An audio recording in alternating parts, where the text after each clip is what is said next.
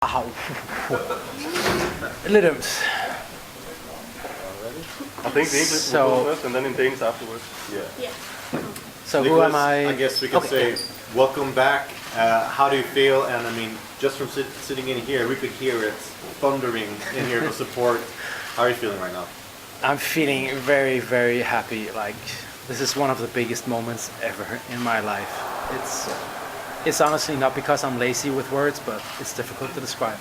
I'm very happy. Can you talk a little bit about the journey, back to the UFC and how much it means to you to be back here and for it to be in Denmark? It's been a tough journey. It really has. I got released from UFC. I had my last fight in UFC almost to the date 3 years ago. Today, I got released, and I was already slipping into depression back then.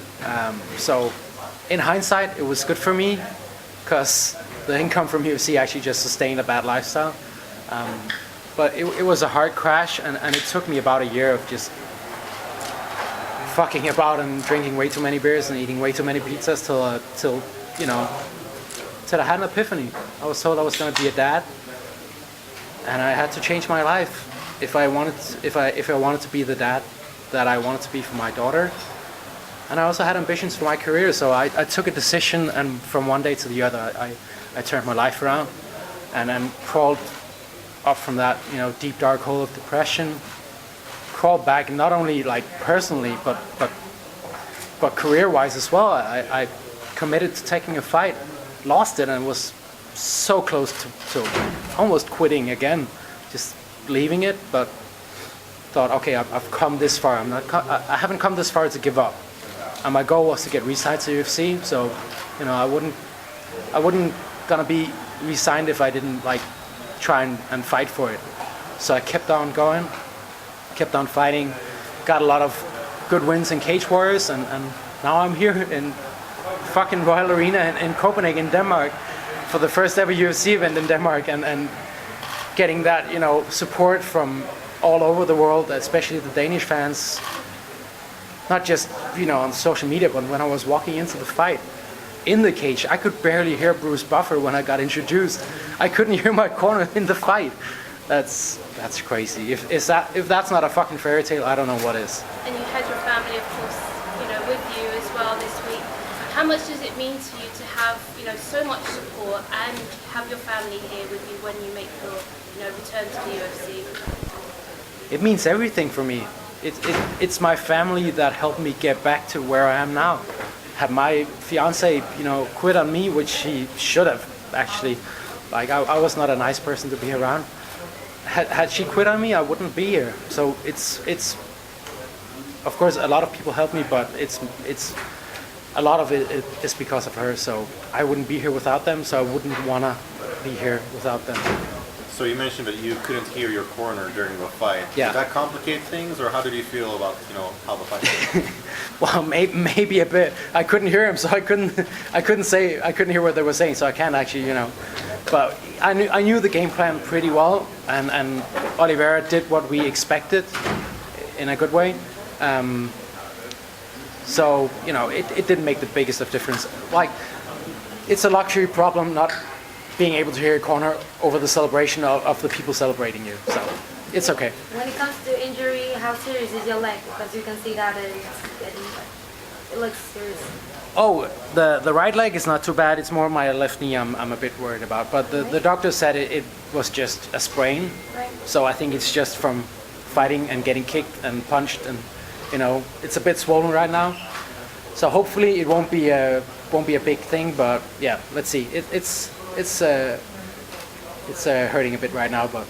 So approximately how much time will it take to see you again? Because probably you have a bigger hunger right while you are again in the UFC. Well, I think it's been half an hour since I fought, so I think I need maybe a week to be able to say how much time I need to take care of this. But are you hungry to yes, get I am. quick again? Sorry, I'm just making a bit fun. Yeah, I'm very hungry to get back in the cage. As you could hear, I want to fight Mike Perry September 14th, if possible, in Vegas, if my injury allows it. That could be a fun fight. Why Mike Perry? There was only 2 minutes left in the fight. It seemed like the whole fight was just standing in the balance, and they stood you guys up. What was going in your head under that moment? I was happy about that because I felt Cowboy.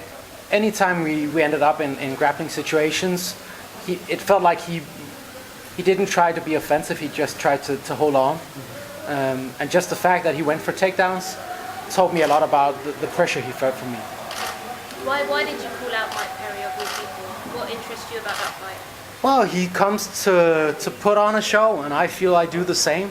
I like to fight in an entertaining fashion. So does he, and he should be healed up from his nose injury. So after getting this one, I feel that would be a sensible step up the ladder on my way towards my goal, which is to get into top 10. You spent some time out in SBG before this fight. Can you talk a little bit about that and how that's, what kind of looks did you get there and how did that help you going into this fight? Yeah, the guys at SBG has been very helpful with me. The first time I connected with them was back in February when I was preparing for my Cage Warriors interim title fight. They've been so helpful, so welcoming, so nice to me, especially John Redmond from SBG. Big shout out to you. He helped me a lot for this fight by, we started calling him the Mimic because he was copying Alex Oliveira as much as possible and took time out of his schedule to help me prepare for this fight. So to everyone at SBG and especially John, thank you. There was kind of a weird situation where you were up kicked, and which was a very obvious foul, but the referee didn't reset you to the position, which would have been dominant for you. Yeah. How did you feel about that, of the general refereeing in the fight? Well, in hindsight, I should have been reset in that position. But honestly, referees have a really, really tough job. Of course, they should always do their best job, but it didn't change the fight, so I don't want to, referees have a really tough job. I have the most respect for them. Sometimes it can be even, tougher than being a fighter. So no issues there. He did a good job in general, I feel. The end of the fight, you had top position, you were pounding away, felt like the finish was really, really close. What was going through your mind then? What went through my mind was that, I really wanted to get that. I was trying to set up a submission, but he kept on. I don't know if he had his fingers in my glove. He definitely had a good grip on my wrist, and I couldn't really, get my hand loose and try and make any openings. So I just went for broke and tried to dominate him. But he's an incredible fighter. I'm happy to get that win.